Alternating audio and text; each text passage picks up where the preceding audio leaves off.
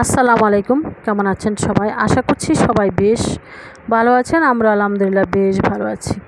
আজকে আমি আরেকটি নতুন ব্লগ ভিডিও নিয়ে চলে আসলাম ইনশাল্লাহ। আশা করছি আজকেও আমার এই ব্লগ ভিডিওটা আপনাদের কাছে বেশ ভালো লাগবে। কিছু কাঁচামরিচ ছিল, কাঁচামরিচগুলোকে বেশি কুচে নিচ্ছি।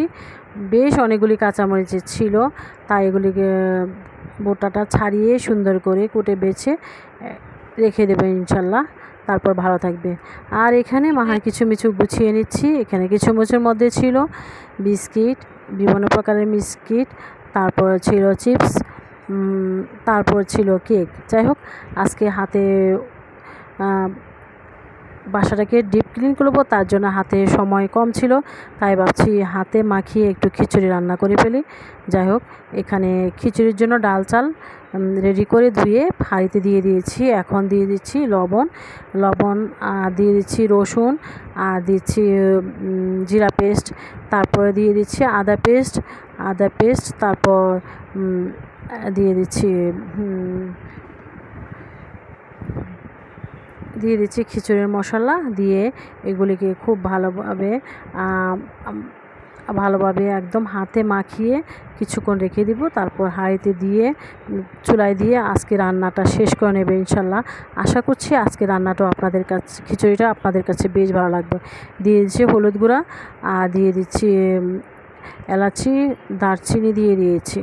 যাই হোক, এখন সবগুলো মশলা দিয়ে তারপর মাখিয়ে ঝুঁকিয়ে রান্না করে, এভাবে যদি খিচুড়ি রান্না করা যায় বেশ ভালো লাগে। যাই হোক, দিয়ে দিচ্ছি তেল দিয়ে এখন আমি হাতে মাখিয়ে খুব ভালোভাবে মাখিয়ে ঝুঁকিয়ে তারপর আজকে রান্নাটা ইনশাল্লাহ শেষ করে নিব।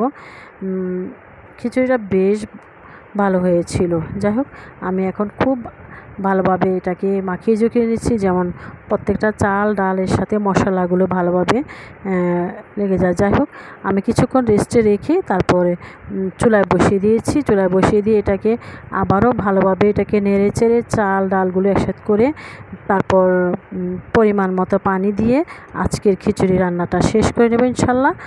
যাই হোক, খিচুড়িটা অফ ক্যামেরাতে খিচুড়িটা হয়ে যাবে ইনশাল্লাহ। এখন দিয়ে দিচ্ছি কিছু মাংস, গতকালকে কিছু মাংস ছিল, মাংসগুলো খিচুড়ির সঙ্গে দিয়ে আবারও নেড়েচেড়ে এটাকে সুন্দর করে ভালোভাবে মিশিয়ে নিচ্ছি। যাই হোক, রান্নাটা অফ ক্যামেরাতে রান্নাটা হয়ে গিয়েছে। বিকেলবেলা একটা কেক বানানো হয়েছে, এটা বিকেলবেলা।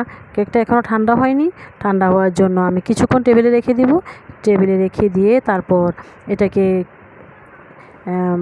এটাকে কেটে তারপর বাচ্চাদেরকে দিয়ে দিব ইনশাল্লাহ। ওরা খেয়ে ফেলবে ইনশাল্লাহ। সবাই ভালো থাকুন, সুস্থ থাকুন। আল্লাহ হাফেজ। আসসালামু আলাইকুম।